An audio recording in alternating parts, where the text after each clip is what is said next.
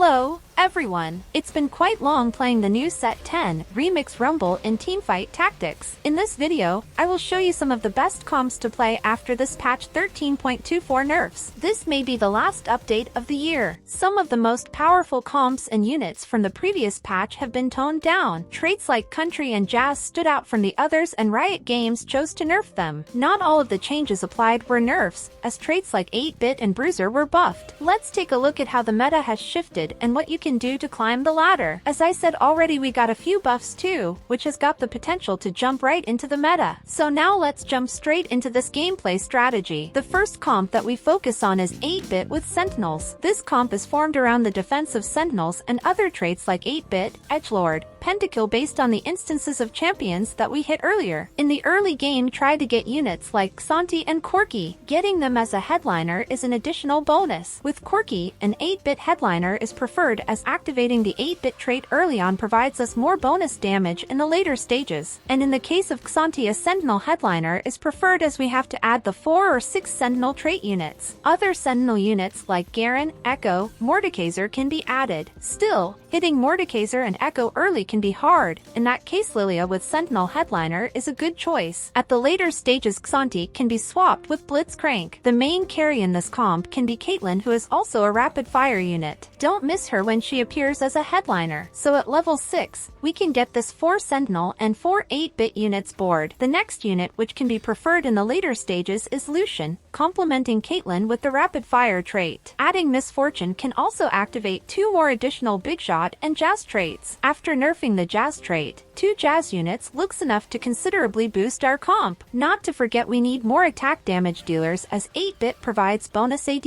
Now over the items selection. For tanks, we can go with Redemption, Dragon's Claw, Gargoyle Stoneplate, or Bramble Vest. As already said, we can give it to our Xanti in the early game and swap it to Blitzcrank once we hit it. And for the backline, for Caitlyn, we can give Ginz's Rageblade, Infinite Edge, Last Whisper. We can also use Giant Slayer against more tanky opponents, or a Spear of Shojin to take down the backlines quickly. In the other variation of this comp, we can play 6 Sentinels having a strong defense, granting us the time for Caitlyn. If we get a rapid fire headliner for Caitlyn, we can opt to play this 4 rapid fire variation, and adding a Deathblade for Caitlyn is also a good choice as we get the attack speed from the rapid fire trait. If we get a Lucian headliner, we can swap the items to him. The next comp that we got to discuss is based on Edgelord Pentakills. Early on, play Yasuo as the Edgelord headliner. With Xanti, Kayle, Riven and Yone, 5 Edgelord breakpoints can be achieved. Adding a Mordekaiser can add up a Sentinel trait, and Vigo at level 7 also activates the Pentakill. Later on, Set has to be swapped with Riven to have the Heartsteel activated. Having an active Heartsteel is always a good chance of getting more loots. The preferred items for the tanks are Bramble Vest, Gargoyle Stoneplate, Redemption. We can equip them on Set and later transfer them to Mordekaiser in the later stage. Pick Kayn and Kiana whenever they pop up in the shop as they further strengthen our board. This will be our perfect level 9 board with 7 Edgelords and other 6 active traits. If we can hit 3-star Yone, equip it with Titan's Resolve, Bloodthirster, which can be swapped from Yasuo later on. An Infinite Edge will fit as the 3rd item, or even a Last Whisper or a Giant Slayer, only if we manage to get Yone as the 3-star Edgelord headliner. In case if we can hit a Kayle 3 or a Kayle Edgelord headliner, we can play this 5 Pentakill board by adding Karthus and Yorick, and the items for Kayle can be a Giant Slayer, Rageblade, Static Shiv. If we get AP items, we can dump them to Karthus. The more detailed video along with gameplay for these comps will be provided sooner in our channel. That's it for this video, guys. I hope you enjoyed it and learned something new. Also, let us know in the comments what you think of the patch 13.24 changes and what comps you are playing in the current meta. For more TFT contents, subscribe to the channel Item Swap.